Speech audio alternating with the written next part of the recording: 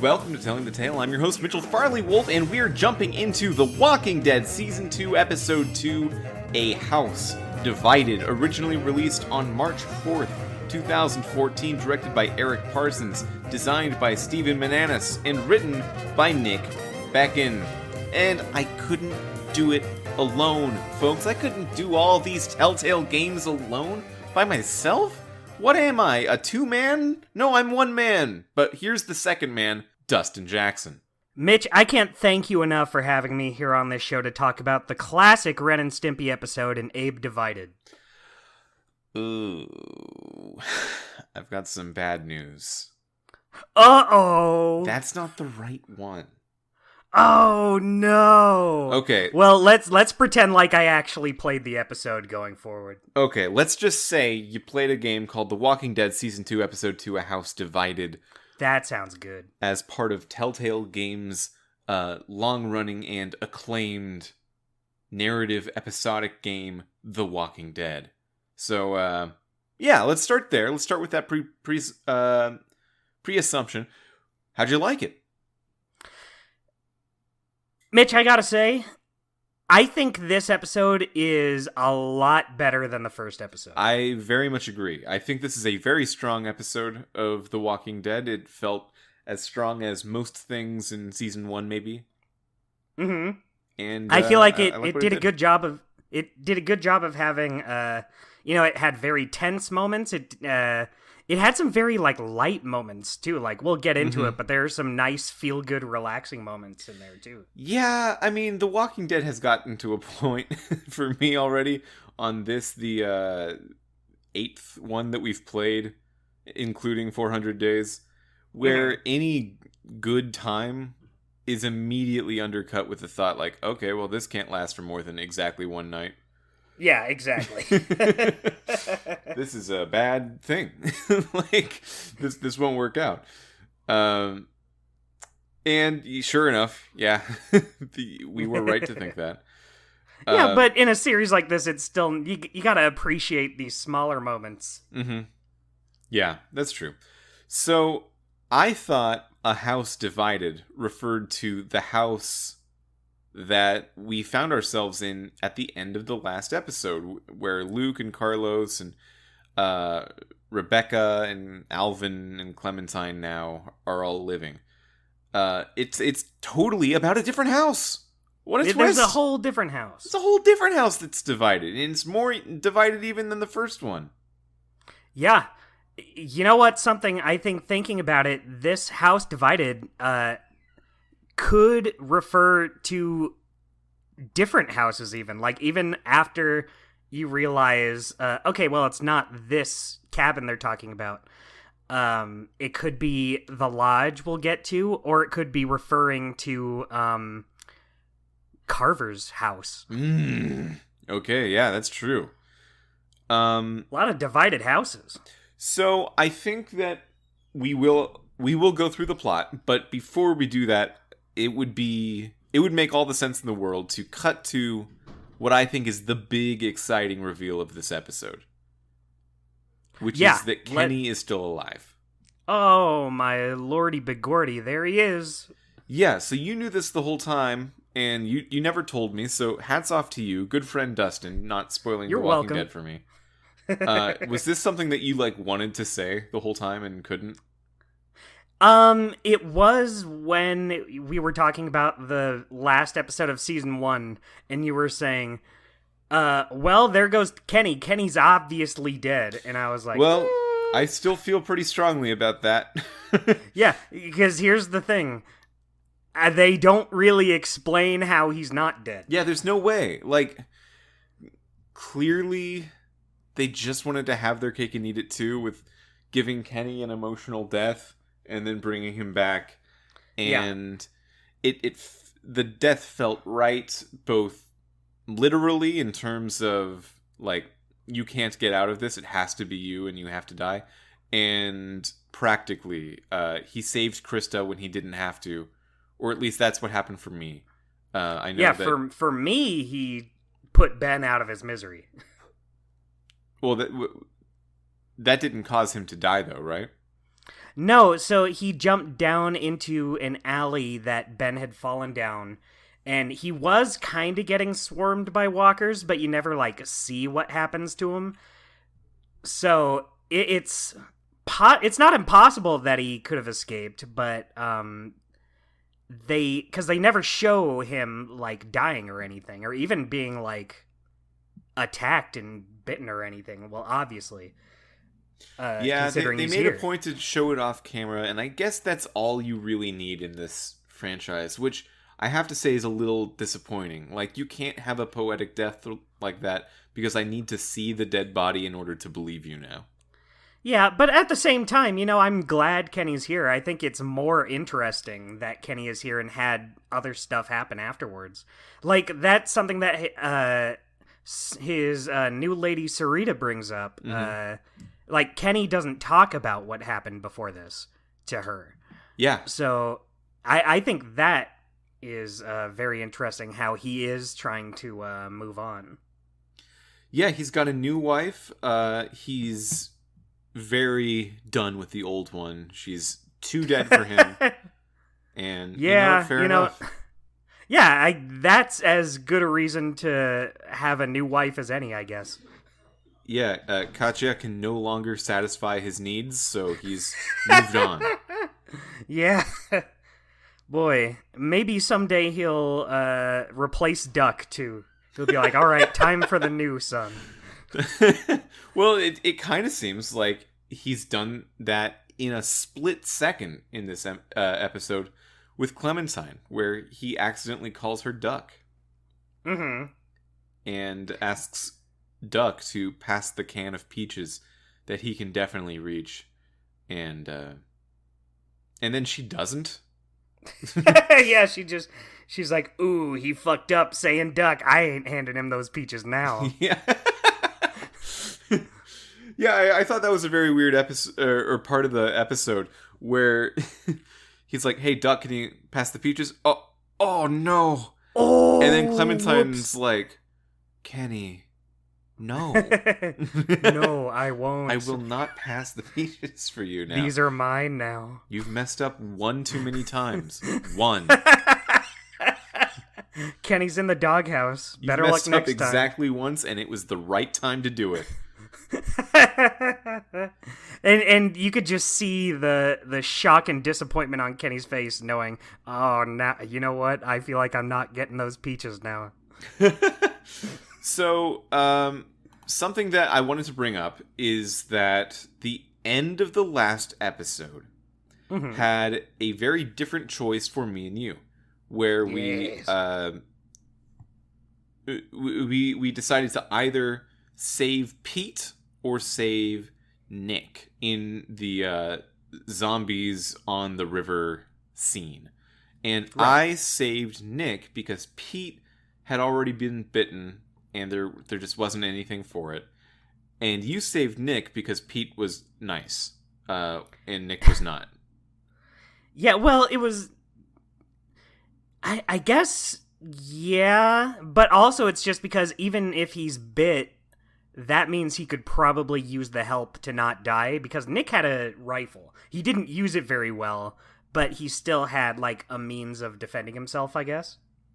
Yeah, but, like, if he's bit, he's done, right? Like, there's no... Yeah. There's no help that could possibly be provided to make him not die. Yeah, I mean, that's true. But Yeah. he was nice. Yeah, he was a nice guy. So I'm very interested in the different experiences we'll have right at the beginning. Like, I'm sure they align not too far in. Yeah, so I guess I'll explain how my episode starts. Okay. Nick and Clementine had run away, and it sort of starts in media res with them in a shed they find somewhere. And they're like pushing the door closed, and Nick is beside himself. He's barely paying attention. Clementine's yelling like, hey, get something to close the door! And Nick's like, oh yeah, probably, I guess. And then he just sits down to the side with a very blank expression. You're given the option to tell Nick why you did what you did, why you saved him instead of Pete. Right. And you are given the option, thankfully, to just say, hey, Pete was bit. There wasn't anything I could do, which is what I felt. Is that what you did? Yeah, so... and saying that kind of calms Nick down a little bit. I mean, he's not mad at you anymore for not saving Pete. He gets it. But he's still very distraught, incredibly depressed. He's not participating in the whole saving ourselves moment. And in this shed, there are many glasses of whiskey that they find. No food. All the food's rotten. All the tools are dumb. But the whiskey's good because the older whiskey is, the more present it is in a shed. So Nick, I got bad news for you. We only have dumb tools in this shed. Yeah, this is the cow shed, so the tools just aren't anything. Cow tools. Oh. Yeah. So Nick just kind of drinks himself stupid after a day of staying in the shed, and Clementine's kind of barely hanging on. But eventually Clementine talks Nick out of it and says, hey, you know what? If you're this beat up about losing Pete, imagine how beat up the rest of your family is going to be about losing you. So let's get someone. Imagine how beat up Pete is about losing Pete. Yeah, Pete is doing the worst. You're doing the second worst, and I'm fine. So let's go. And he kind of gets his senses about him, and they check the front door. At this point, the zombies are no longer trying to push in. They're just trying to... They're around, but they're not rushing in, so they can leave. So they kind of... They're just trying to live their lives. Yeah. Yeah, they're just zombies. Yeah. Don't be mad. They want to survive like everyone else. So Clementine and Nick sneak out the front of the shed, and then...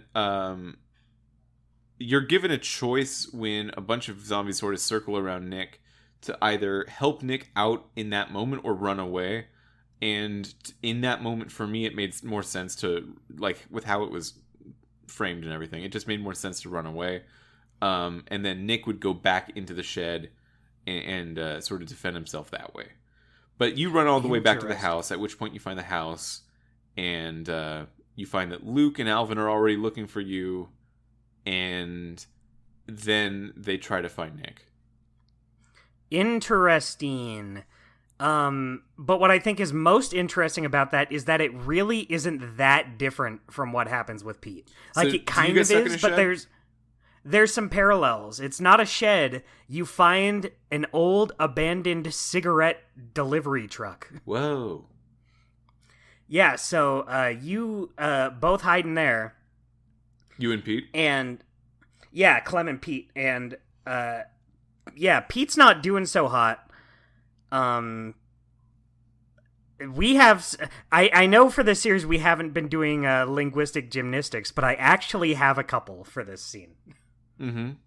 I have some good lines. So, you find a saw in the truck. I don't know why they had a saw in a cigarette truck, but Pete's like contemplating chopping his leg off, and Clem says, "Are you sure?" And Pete says, "I got nothing to lose other than my piggly wigglies, of course."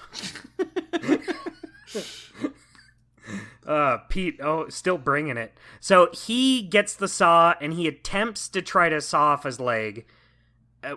Well, he doesn't even really attempt. He just brings the saw to his leg, and then he's like, I'd bleed out like a stuck pig. What are we gonna do? Have you carry me on your back? So he does not chop his leg off. So the two of you are just hanging out in the truck until later. You're just kind of waiting out the walkers. Uh-huh. Oh, you also give Pete one of the cigarettes in the truck and light it for him. It's this whole puzzle where you have to light his cigarette for him by pressing A on the cigarette. Cool. But yeah, they both rest, and Clementine wakes up when it's dark, and Pete is just really hacking up anything inside of him. He ain't doing too hot. And he has another line I really like where he says, "I feel like 10 pounds of shit in a 5-pound sack."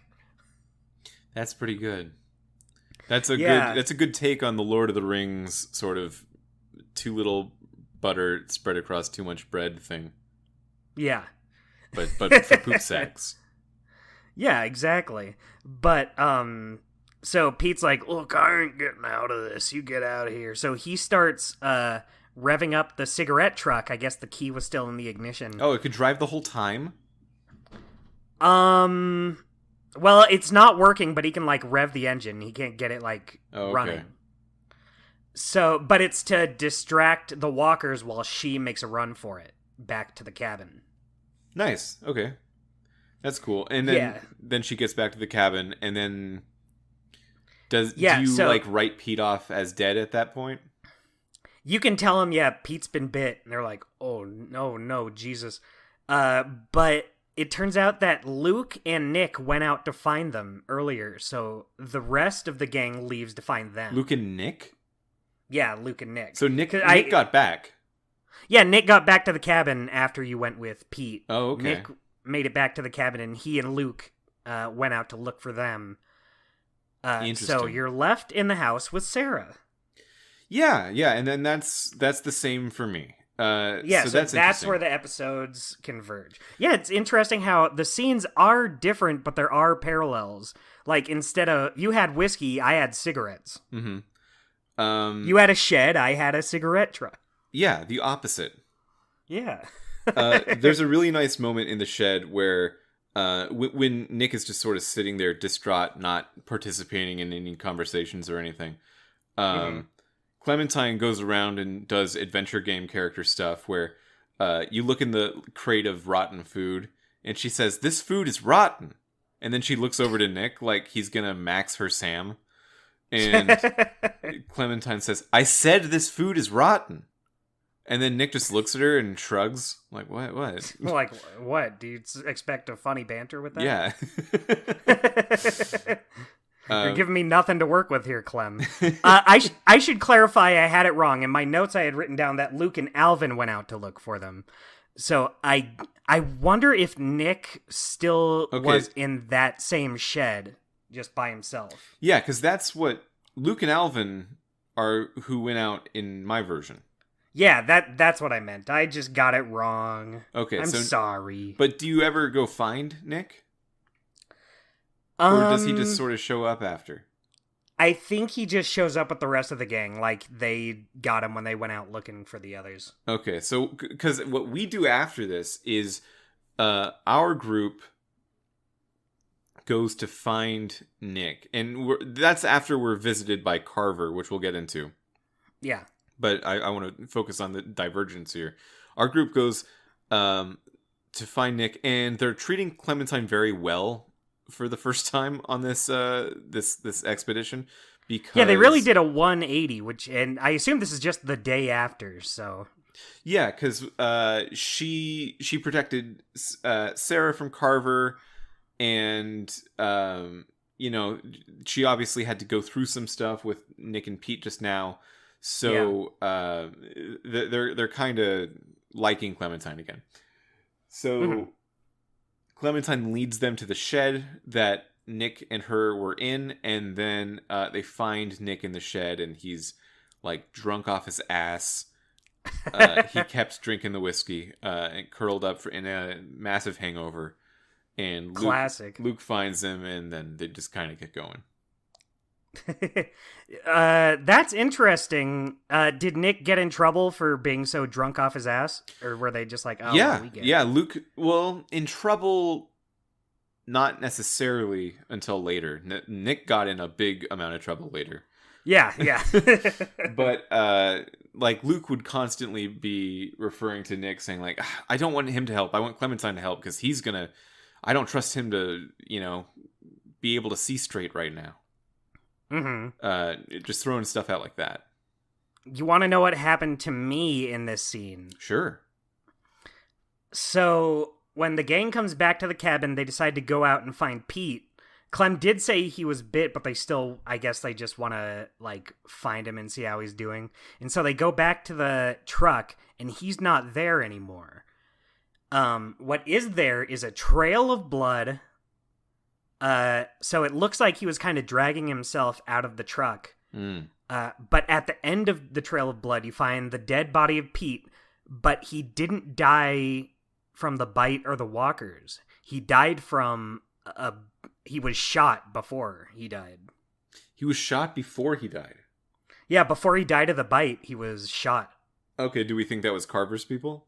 Yes, I 100% think so. Is that explicitly said, or is that just it's probably? It's not said it's Carver's group. They just kind of let you think about it. Okay. They're just kind of like, he's been shot. And they're like, ooh. Yeah. Yeah, so let's talk about Carver. Okay, I'm down to talk about Carver. Okay, yeah, I was thinking we should talk about Carver. Yeah, I mean, hey, he's a major character. So, yeah.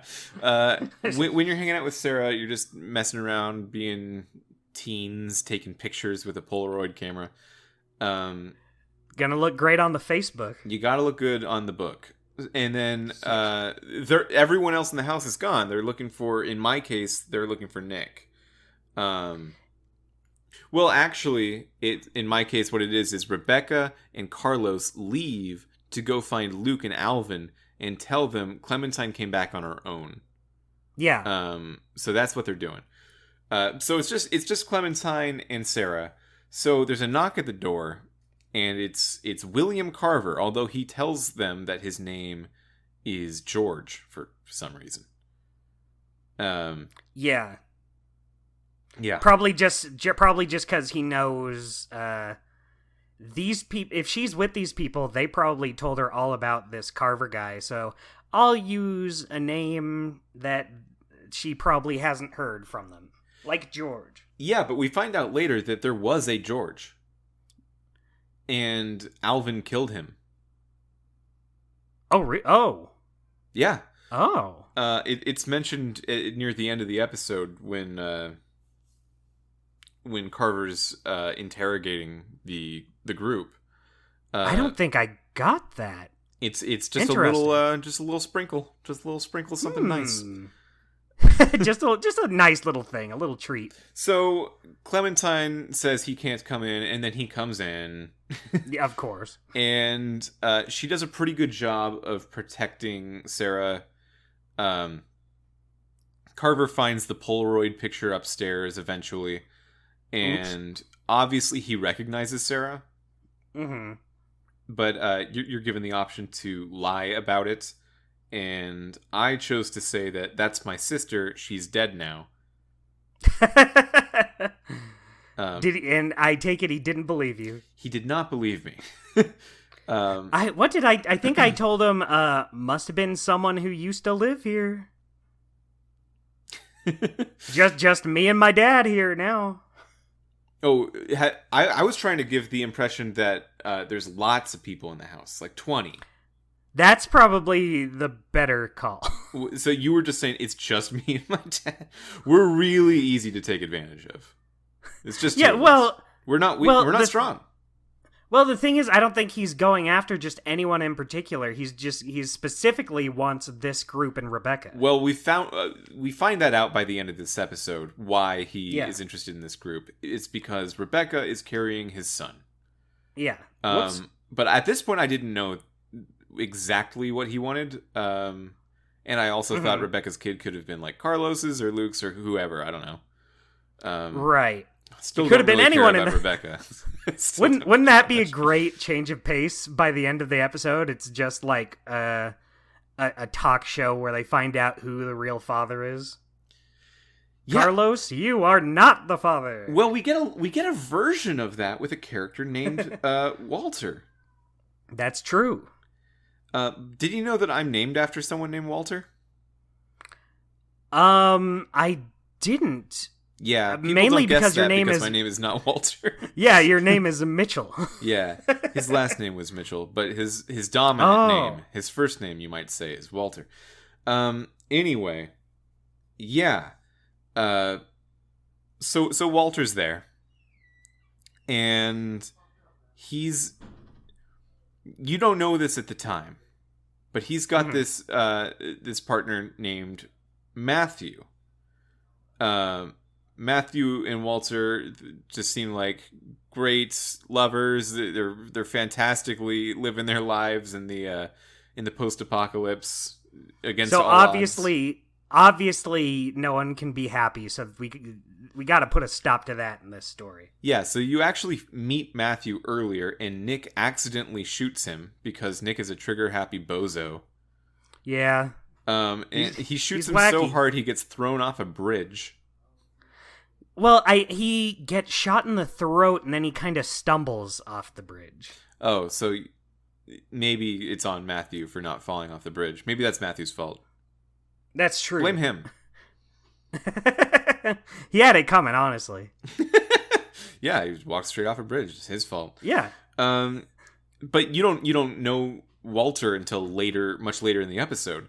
So there's some cool setup there, and Walter just starts out as this really nice guy. He used to be a school teacher. He's cooking dinner for everyone. He keeps talking about like, oh, dude, I love Matthew so much, and everything is great, and everyone's welcome all the time, and everyone gets free food. And when Bonnie comes up, Bonnie from 400 Days, which kind of felt like it was, dude, it's Bonnie, but I barely remember 400 Days, man. I gotta admit, I have a really hard time remembering the 400 Days characters. Even if you did, like, I don't know if Bonnie would be at the top of the list in terms of hype. Yeah, and I also don't really understand how she could possibly have been part of this group when there's something else going on, but like, yeah. Wait, so last episode, I already forgot who you told me it was, but there was a dead 400 Days character. Roman. The guy from Shell and Becca's story. Right. Okay, Roman. Maybe I need to replay 400 Days. I didn't. Yeah. I replayed all of season 1, but I just didn't have the time to also do 400 Days. Yeah, I think if there's a complaint that I want to lodge about the storytelling in season 2 of The Walking Dead right now is that it seems like it's equally a sequel in a lot of ways to season 1 and 400 Days, as if I care about both equally, and it's very hard to remember all the characters in 400 Days. It was very short, and there were a lot of names. Yeah, I get that. I enjoyed 400 Days for what it was, but also, yes, I agree. Yeah. I mean, I don't hate it. I like it. Wyatt it was cool. one of them. Wyatt? All right. He was yeah. Wait, who is he? He was the one in the car with the weed. Okay. I could just make up names. I could just throw out names. Yeah, like, Sprunkle was in there. Yeah, Glorbo, Chop Grabulon Prime. Yeah, Superman. Yeah, Superman was there. I forgot.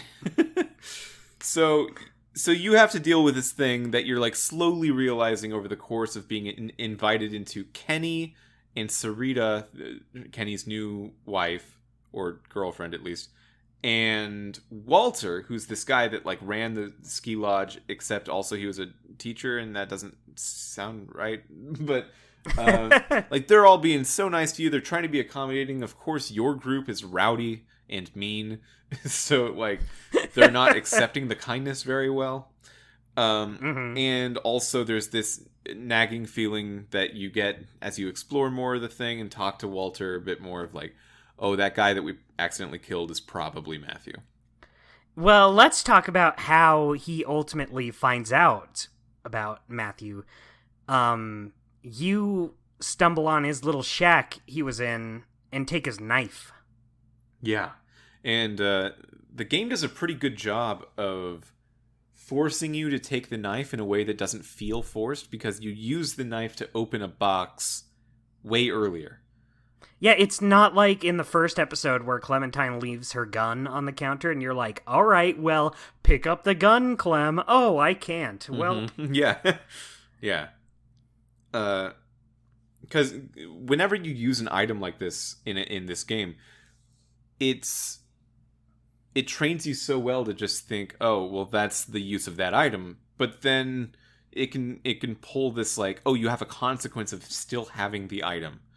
Yeah. Which is interesting. So Walter finds that knife in your backpack, and he knows that it's Matthew's knife. It's engraved with WM for Walter Mitchell, my great grandfather, and he sort of gets really upset. He gets really, really upset. Yeah, understandable.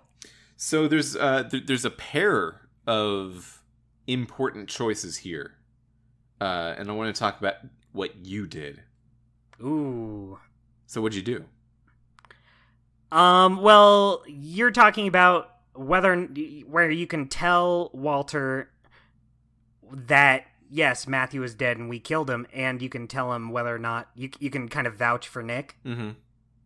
So I came clean. I told them, yeah, we did it. Sorry about that. And I did stand up for Nick. Like, Nick did a really bad thing on the bridge, but we've seen that Nick is not a bad person. He apologized to Clementine for being such a hothead.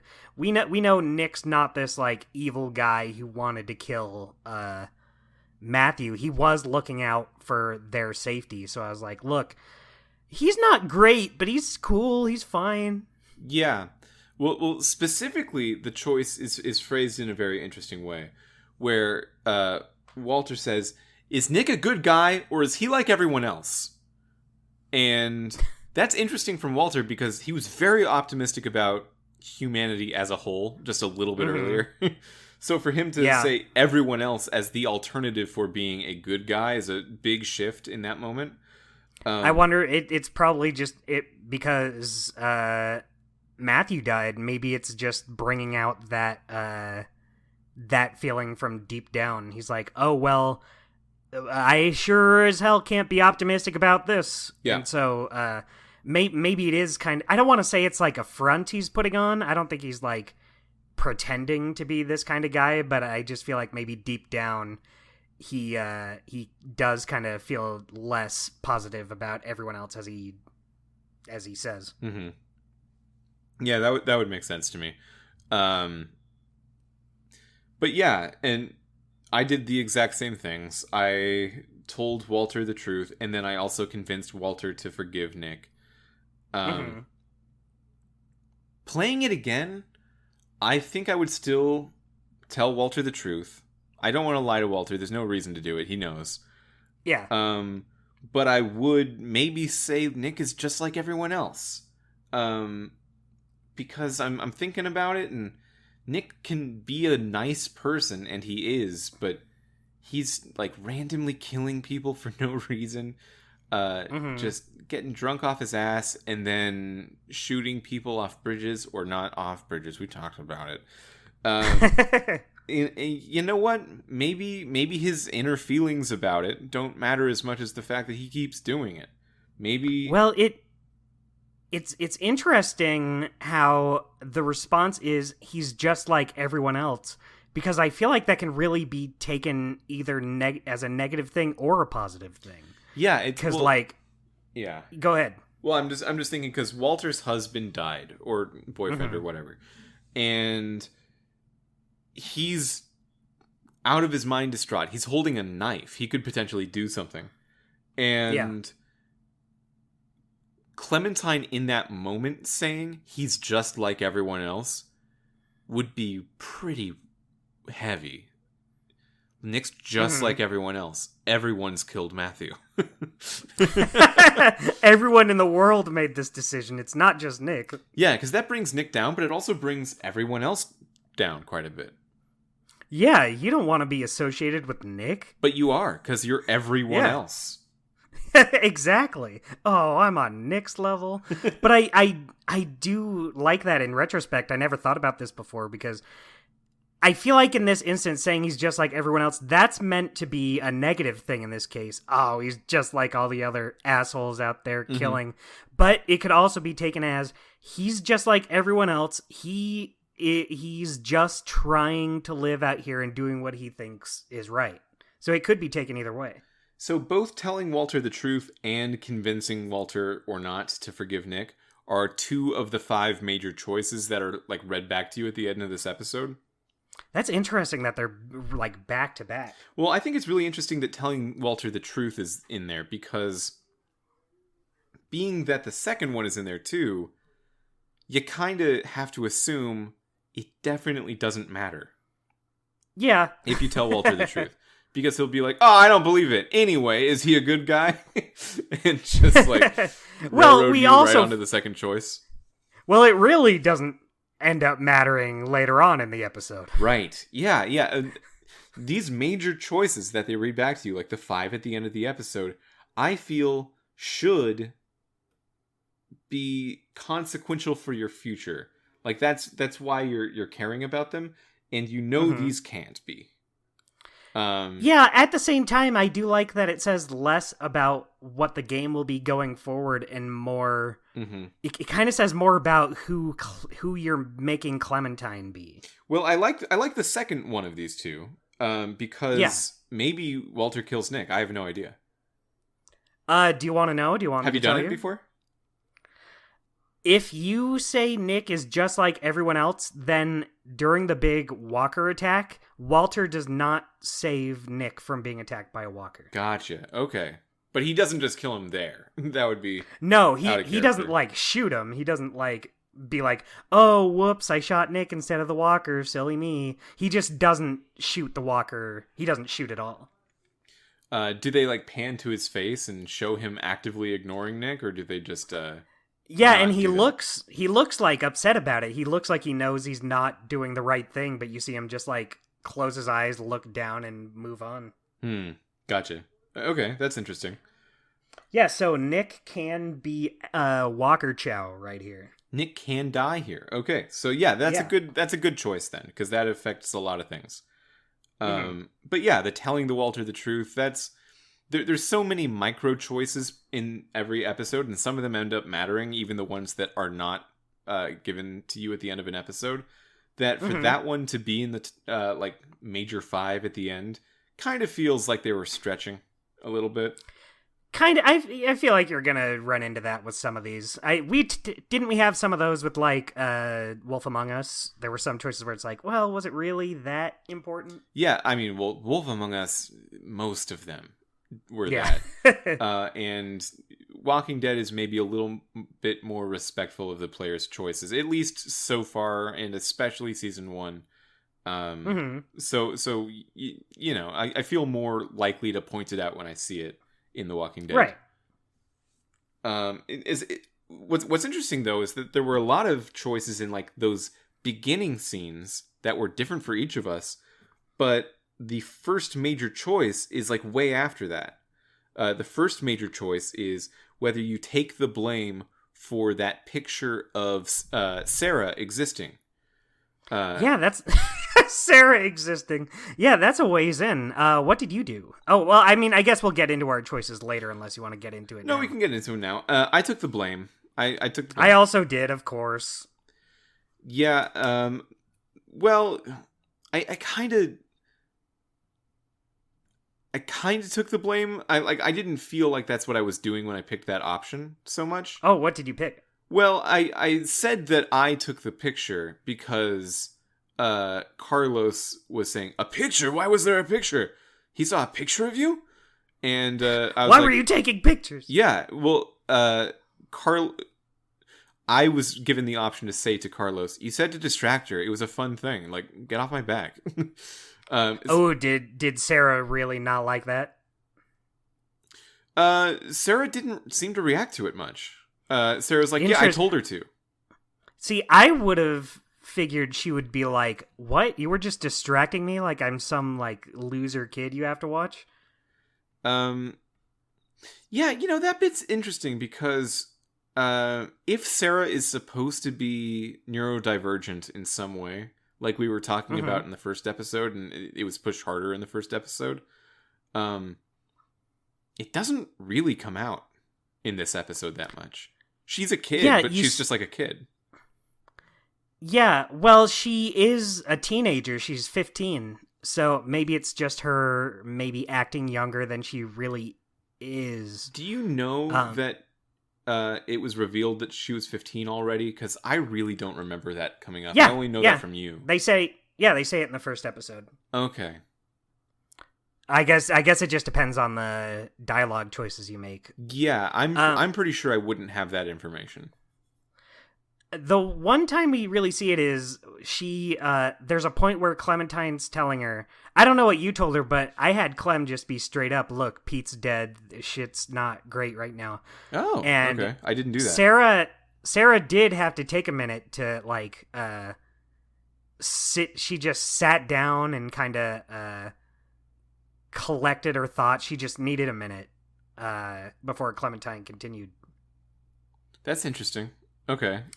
Yeah, I was kind of going with what Carlos said, where like, hey, just, you know, there will be a time to tell her about it later. We can't do it right now. And I did it right now. Yeah, good call. I think it doesn't matter probably. No, not really. Yeah. One other thing I thought was interesting about this is Sarah has a gun and she wants you to teach her how to shoot. Yeah, and I didn't want that. Oh, really? You didn't teach her? Well, yeah, because there's a difference between their dynamics, right? Because when you're Lee and you're teaching Clementine how to shoot, there's a very good assumption that, like, Clementine is not capable of much right now, but she will be eventually, and this is a generally good skill for her to have. And as someone who is in charge of her, I want to make sure that happens. Right. And with Sarah, I don't feel that I, as Clementine, are in charge of her. I am just thinking like, hey, if you learn how to shoot a gun right now, you will mess me up. So no, like I'm not bought into the friendship as much as maybe a different playstyle player might be at this point. Interesting. I like that we're doing such different things, since I feel like last episode, other than the last choice, we were kind of aligned a good bit of the way. Even in season 1 we were, so I like that this episode we're doing things a little differently. I did teach her to shoot because I was like, well, Carlos obviously isn't going to. He obviously thinks she needs to be sheltered from all this, so I'm going to teach you because you just have to know now. Mm-hmm. And I did get a line I liked out of them. So do you remember when Lee was teaching Clementine how to shoot? Yeah. You remember that? I remember it. It was on a train. That's true. It was on a train. But I don't know if this is what you picked, but one of the things you can have Lee say to Clementine is, remember, don't be afraid of it. It's just a thing. Yeah. Yeah, that was a good one. And so Clementine says that to Sarah as well. She says, remember, it's just a thing. And Sarah says, what does that mean? And Clem says, I don't know. Sort of minimizes that moment a little bit. Yeah, she didn't really get it. Yeah. Clem's not as smart, maybe, as you'd want her to be. But yeah, well, she still teaches Sarah, like, all the other stuff Lee taught her, like, before you pull the trigger, take a breath. Mm-hmm. Yeah, and then that leads into Carver coming in, yeah. So does Sarah ever look like maybe she's going to shoot Carver or anything like that? No, nothing comes of this in this episode. Okay, that's what I thought might be different, because, you know, there's a guy looking for her and she's got a gun and the ability to shoot. It made me immediately regret not teaching her. Yeah, no, she's hyperventilating. Okay, yeah. But yeah, so if she doesn't shoot, then I feel good about my decision. But really, I don't think we actually did that much different. I bet we did literally every major choice the same. Oh, probably. Took the blame? I did take the blame, yes. Sat with Kenny? Sat with Kenny. Yeah, and we already talked about the Walter choices? Uh-huh. And then stayed to help Carlos. I left to find Kenny. Okay. All right. So let's talk about that. So, okay. The groups have converged at the ski lounge, and there's a walker problem happening. There's a bunch of walkers approaching. And then when it looks really bad, all of a sudden Carver's people show up. It turns out Bonnie's working for Carver. What? Yeah, I almost remember who she is. And then now I really don't care about Bonnie. Okay, so Bonnie was the one who was like maybe dating that married older guy, right? But like not really dating, just sort of flirty. Yeah. So then she loses both of them in a cornfield and just runs away. Yeah. So I guess she got found by Carver's group. Well, yeah, but those 5 people in 400 days were together at the end. Are they not together? Oh, Mitch. I remember that's after this, isn't it? The 400 days is after season 2. You're saying, or is it? Okay, hang on. No. It's not. Okay, no, say what you're gonna say. It'll make more sense next episode. Don't worry about it. Okay. I don't want to like just spill it out to you right now. Yeah, try not to spill the beans too much. But, you know me. Okay, well let me. Okay, with a little bit more clarity, let me say what I think I'm talking about. Okay. That was her name, Octavia. Yes. So Octavia, the like woman who comes up in the end around the campfire of everyone who was like important in the 400 Days stories, says, "Okay, you can come to this camp with us. It's great. Everyone is fantastic. It's up north. There's natural protections against walkers up there, and you know, the more people here, the better." So some of them go with her, depending on what you do in those episodes, in those 400 Day stories. Right. Oh, so her group is Carver's group. Oh, well, you figured it out. Okay, gotcha. Yeah, I didn't realize that, but now that makes sense. So everyone that went with her is part of Carver's group now. Yes. So that'll be interesting, because you, I believe, have all 5 of them.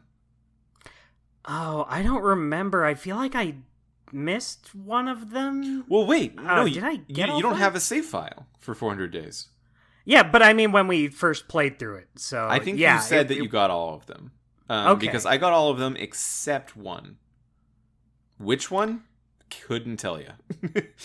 I think it was the guy who was a prisoner. I think I didn't get him. Vince. I might have not gotten Vince. Okay. But yeah, so you don't have a save file, though, so how's that going to work? I guess we'll see. I guess we'll get into it. But you did get Bonnie in this episode, right? Yeah, so here's the thing, Mitchell Wolf. Bonnie is the only one in that group that goes with you no matter what. So I bet you don't have the other ones. Maybe not, yeah. Maybe the rest just aren't going to be there. Interesting. Okay. All right. I'm interested in seeing. I'm sorry. All right. So, yeah, let's talk about that last choice then. Carver and his people, including Bonnie, have everyone in your group, including Kenny's group and Luke's group, at gunpoint and forces them back in the ski lodge, where they start breaking Carlos's fingers. Yeah, whoops. Ow. Well, I bet he did it on purpose, actually, so maybe not a whoops. Oh, and yeah, now that I think about it, I feel like that would probably be in character. It's not like he just slips up. He's like, shit, sorry, Carlos. Yeah, so he's doing this to try to find Rebecca, because he knows that somewhere hearable, Rebecca is in this ski lodge, and Clementine, Rebecca, and Alvin are upstairs. So they're talking, and they can either make the decision to just give themselves up, and then Carver's going to find them, and Carver's going to find his son or whatever, or they can try to leave, try to save Rebecca and the baby, even though these other people are at gunpoint. And try to find Kenny outside somehow.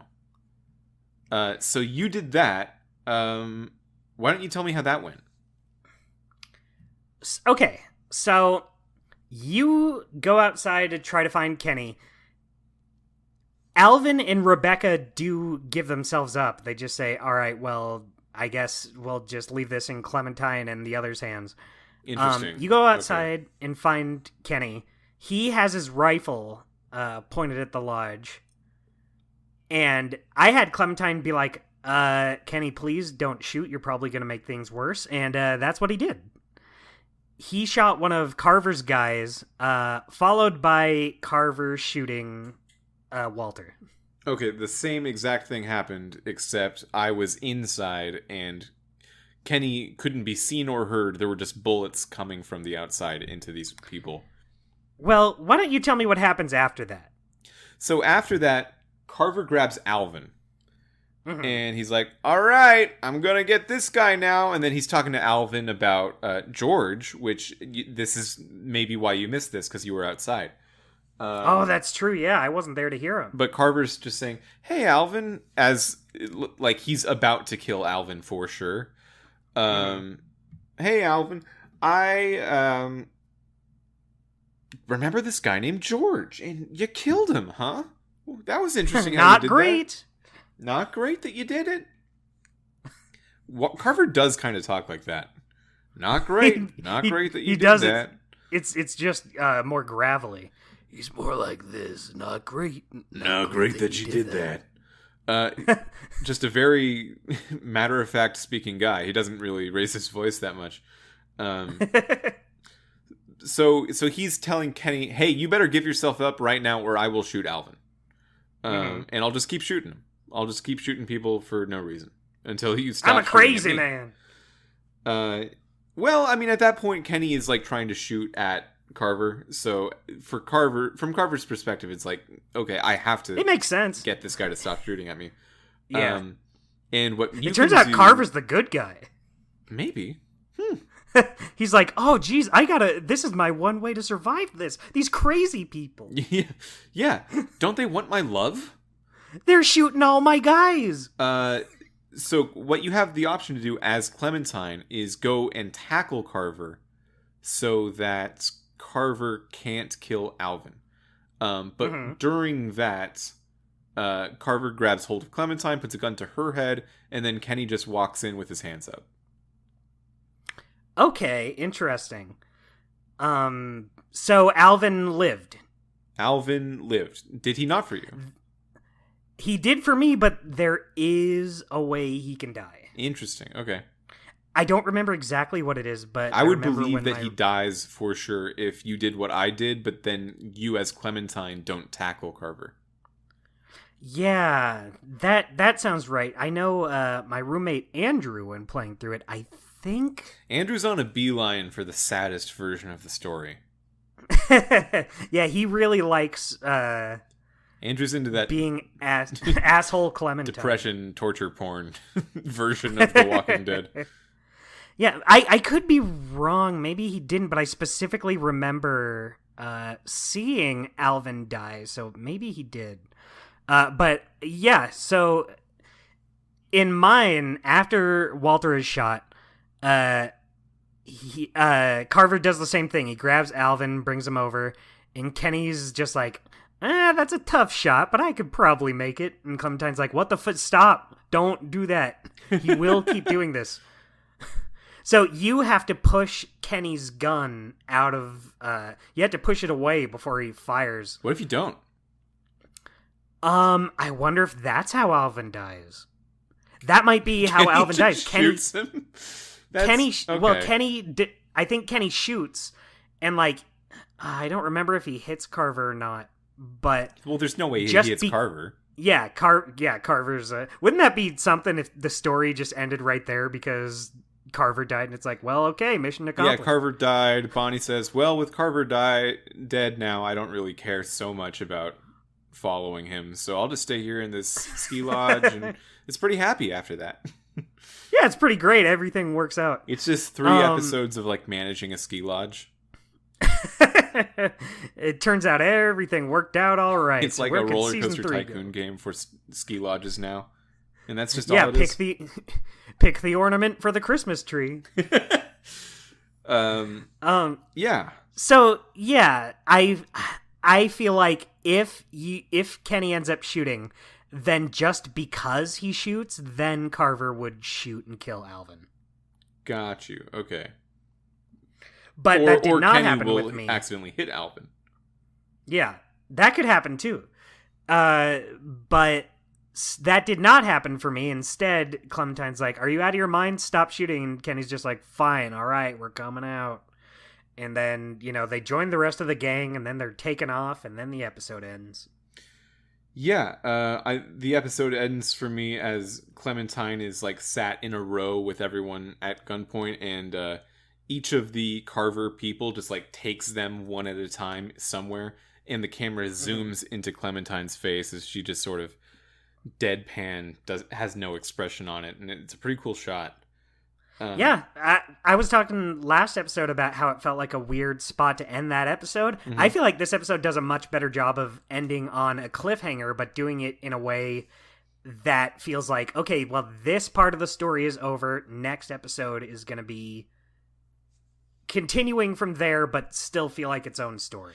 Yeah, so I guess let's just take inventory of where we are right now, what we care about and what we don't. Because I think there's some aspects of this story that I'm supposed to get very invested in, and I haven't. And that is probably going to be a little weird. And you might not even know what I'm talking about. Okay. I mean, maybe. What do you think I'm talking about? Are you talking about Rebecca's baby? Absolutely, yeah. So, I mean, that's the centerpiece of what it looks like season 2 is going to be all about now. Maybe it's not all about it. I mean, I have no idea where it's really going. But Carver is this very central villain. The first we've really seen in Walking Dead, I would say. Just like a centralized, strong villain character. Yeah, like we've had some bad people like the St. John's, but this is the first time it feels like a main villain. Yeah, the St. John's are like a Monster of the Week formula. Exactly. Where Carver's this... he's only human. He can't dodge a bullet, right? But he does somehow seem stronger than just the idea of taking a gun and fighting him. Yeah, I mean, did you see those fingers he broke? Yeah, I wonder if that's actually easy to do. It made me... I've never tried it. Yeah, he just grabs Carlos's hand with two hands, with his right hand on one of Carlos's fingers, and then his other hand like steadying the hand, and just pulls back, and it just breaks. And it looks terrible, but it also made me wonder, like, yeah, I bet I could do that. that seems pretty easy. The weirdest part is when Carver looked at the screen and said, "You can do this at home." Yeah, this is not hard. This is not watch how I do your it. Capabilities. It goes in slow motion. Now watch how I bend these fingers back like this. Did you say slow motion? Slow motion. That's slow motion works though. Oh, thanks. Yeah, it's kind of a fun take. Just kind of this thing I'm trying out. Yeah. So that's some body horror to think about. Can you just break a finger like that really, really easily with your hands? Yeah. Probably. I mean, you have 10 fingers to practice on at home. Yeah. If someone asks why you tried to break your siblings' fingers, just tell them that Telling the Tale podcast told you to do it. I wanted to be like my hero Carver. We got away from the point. I think the point was Carver's a strong villain character, and it looks like season 2 is centralizing around him. You obviously know how the season ends, and I don't, so I'm just kind of talking. Right. And it looks like the whole deal with him is like he wants this baby from Rebecca because, well, it's not that he believes it to be his. It's like pretty much definitely his, right? I think at this point it could go either way because Rebecca's thinking it could be his, it could be Alvin's.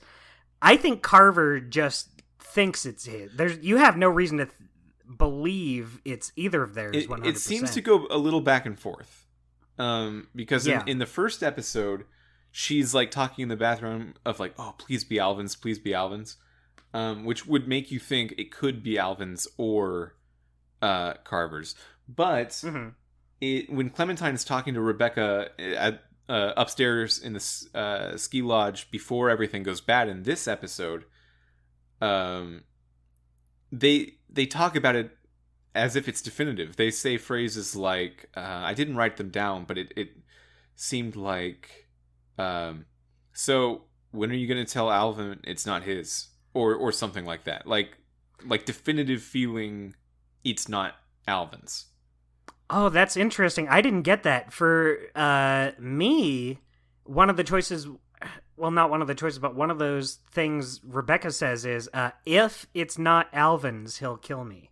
Okay. Yeah, I mean, I got that too. Yeah, so maybe they don't know. But it seems very likely that there's a strong reason to believe that this baby is Carver's. Yeah, that's where I'm at with it is, no one's sure, but Carver's, like, pretty... There's no way for them to know, like, right now, but Carver is pretty dead set on thinking it's his. Yeah. Yeah. Yeah, so that's where the third episode's gonna go. You're gonna go to Carver's camp. Carver's gonna try to have this little kid be born, maybe? I don't know. Just talking to it, convincing it to be born. And and like, yeah, that's why I wanted to bring this up. Like, Rebecca has been rude to Clementine the whole time. Just the whole time. I have not been endeared to her.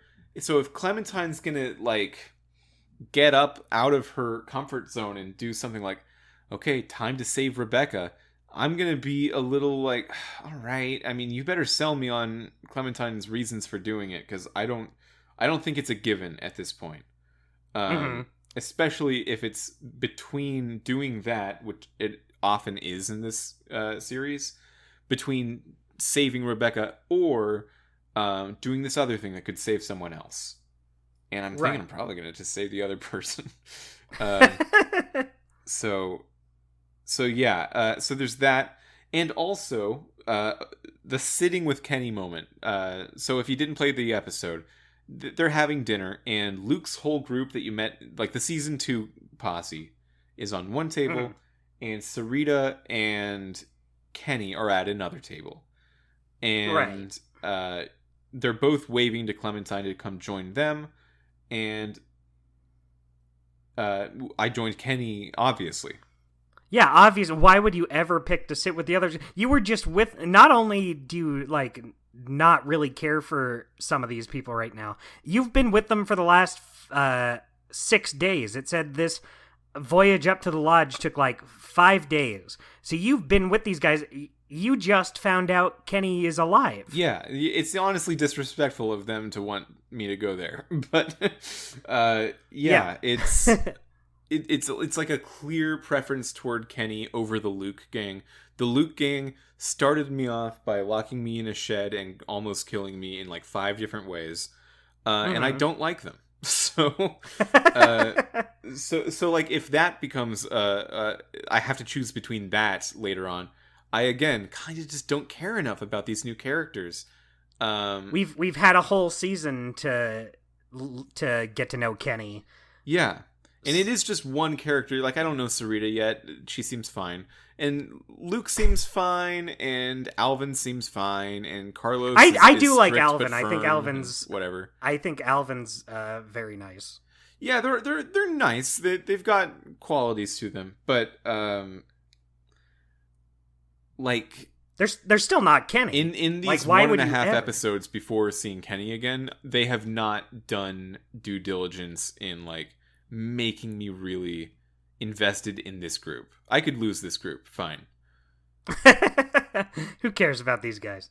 Yeah, and in fact, when they were talking about it, they were saying like, well, the Luke group is going to leave tomorrow, and then Clementine, you can stay with us. And I said, yeah, sure, yeah, that's good.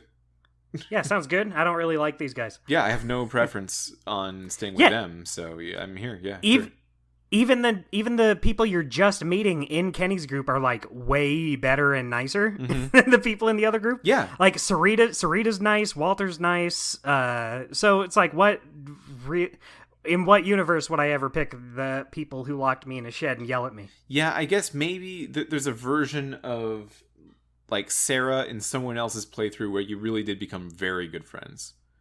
Yeah, I mean, I think there's still good people in the other group. I like Sarah. I like Alvin.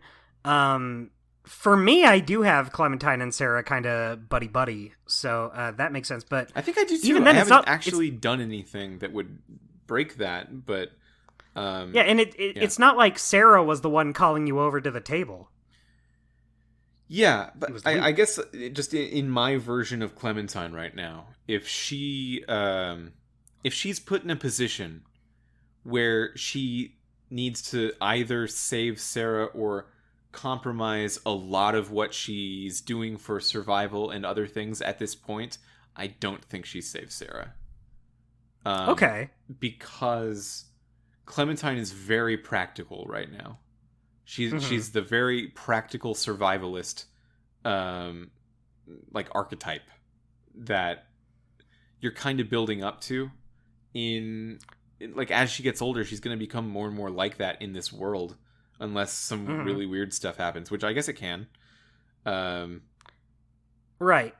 But See, I'm thinking of Clementine as a little bit different. I want my Clementine to kind of avoid that. Like, I don't want her to just be like, just give up on everybody. I'd still want her to be like, Sarah, no, come on. Like if she, I feel like if she could save Sarah, she would. If it's not like, no, I think if she could save Sarah, she would. But it needs to be at a certain cost versus other things, right? Right. Like how high priority is she gonna like lose a finger for Sarah? I don't think so. Is she going to lose some food for Sarah? Sure. Okay. Yeah. I'm very interested in seeing, in hearing, where your opinions go. I am too, because I kind of don't know what I'm talking about. I kind of really know what I'm saying. It feels true. I kind of get what you're saying, but like it is interesting just knowing like what's going to be happening going forward. I guess I'm just saying I'm interested in what your thoughts are going to be going forward at all, because we're on the right podcast for it. I guess this would be the one time to find out. Yeah. Because last episode we both kind of agreed. First episode's okay. It's not like the best out there. But I like that we both enjoyed episode 2 a lot more. Yeah, I think it's a stronger episode. There's like bringing Kenny back is a clear fan service moment. And also it doesn't make sense. Big old beard. Yeah, it doesn't make sense to have Kenny come back, but I'd still rather have him back than not have him back. I guess. you know who it could have been is Lily. That would have been very interesting. Yeah, it could have been. I would believe she survived more than I would believe Kenny survived.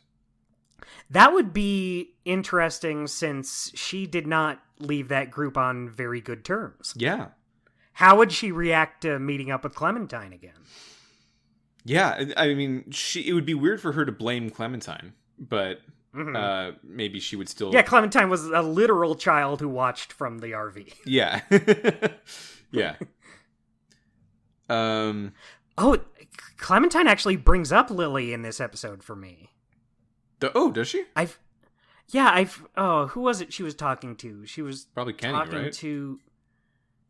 No, it wasn't Kenny. I think it was when she's talking with Alvin and Rebecca upstairs.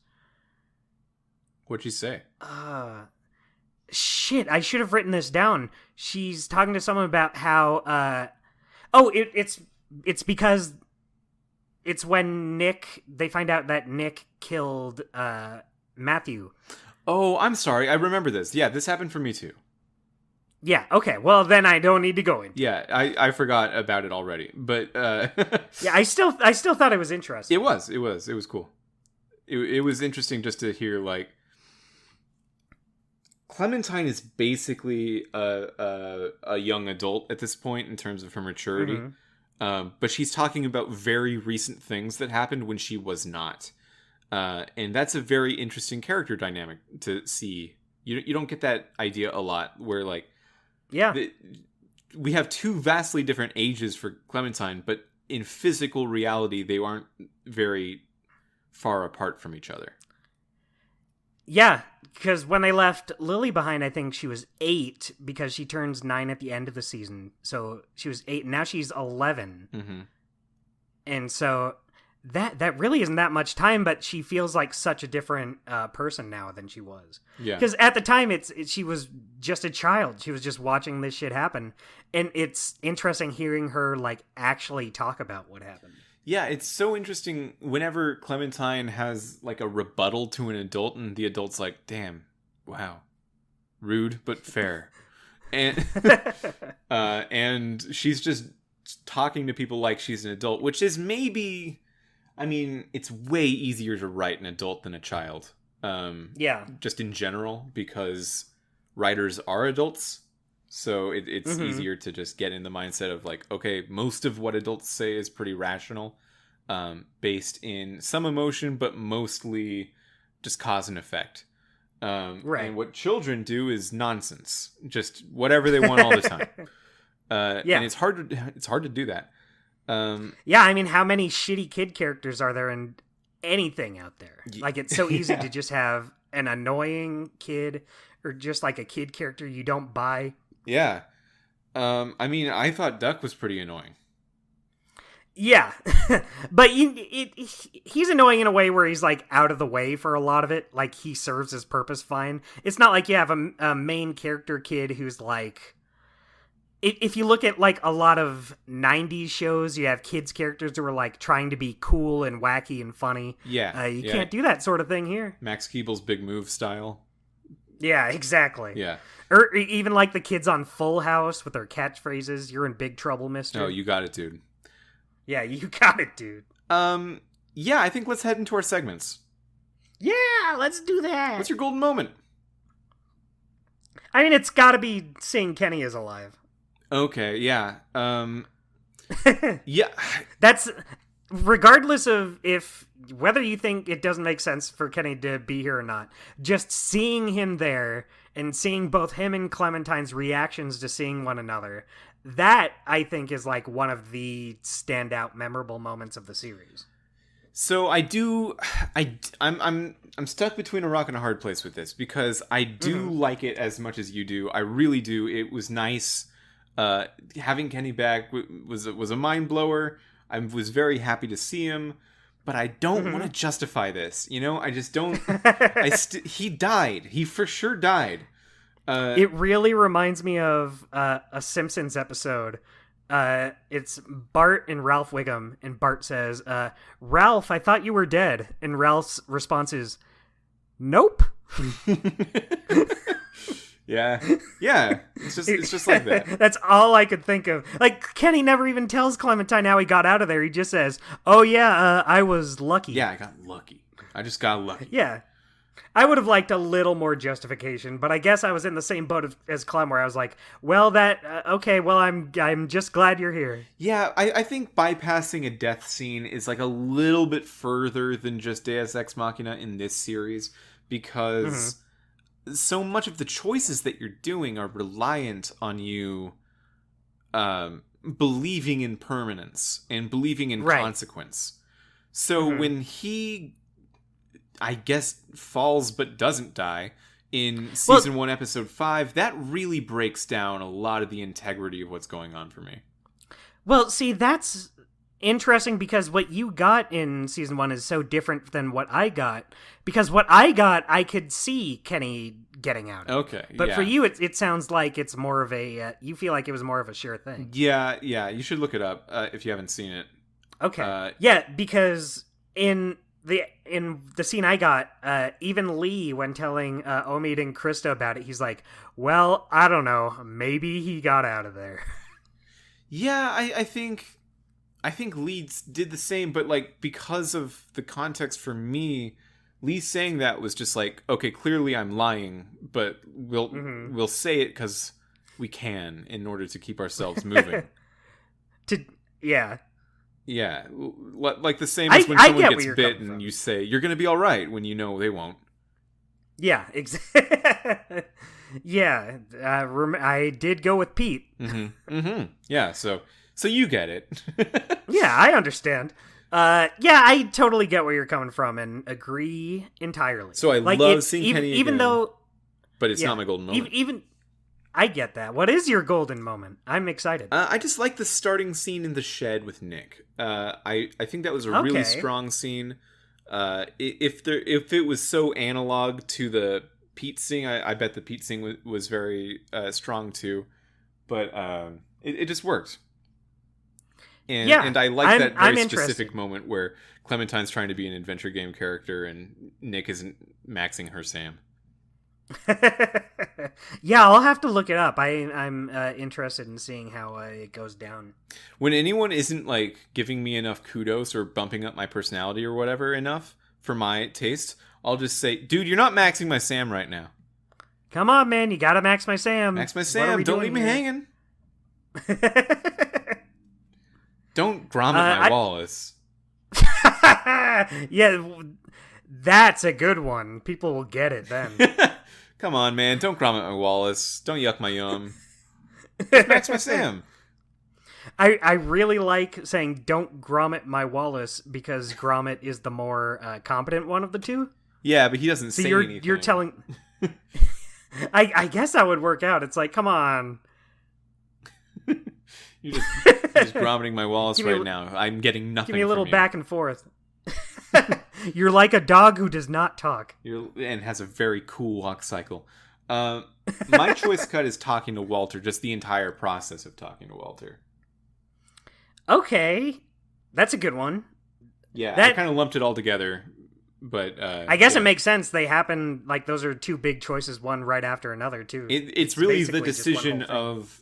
From the get-go, you have an idea of how you're going to deal with Walter and then executing that, even if it is multiple choices. Right.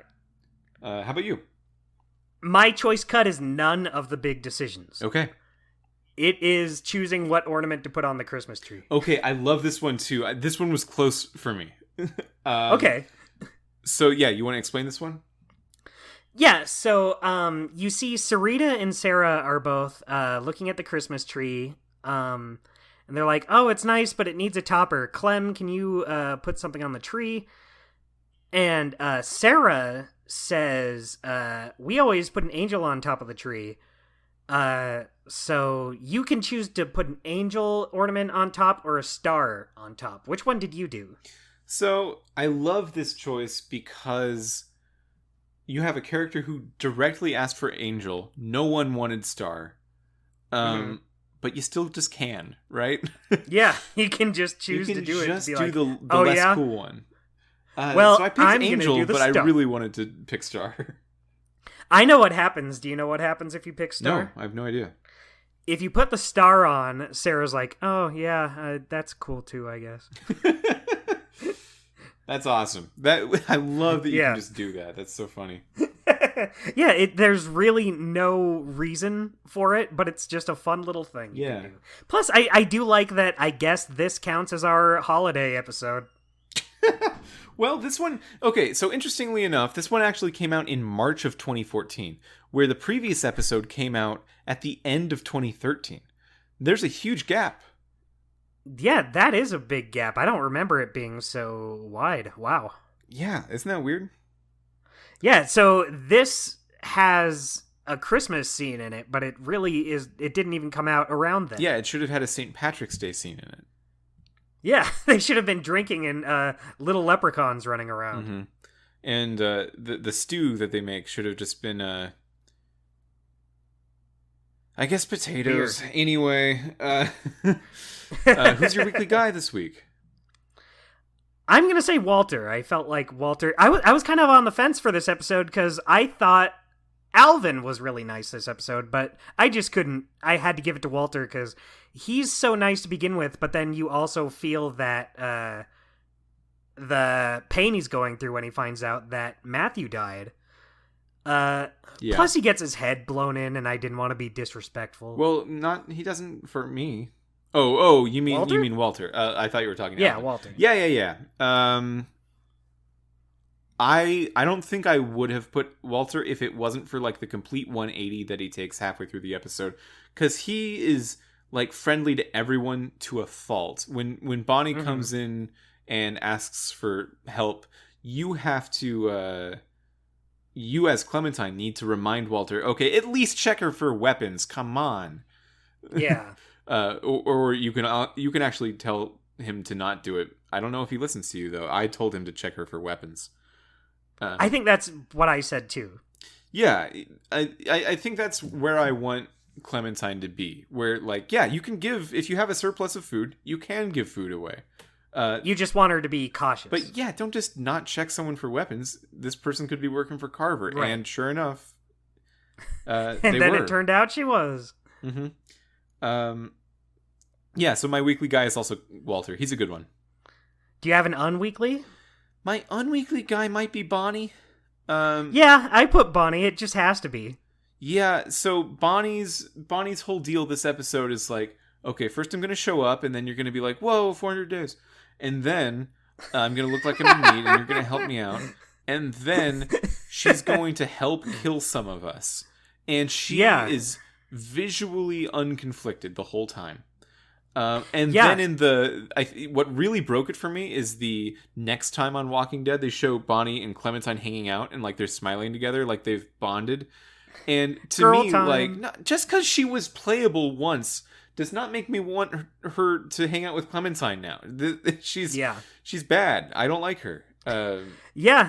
So I don't like the idea that they're going to try to redeem her.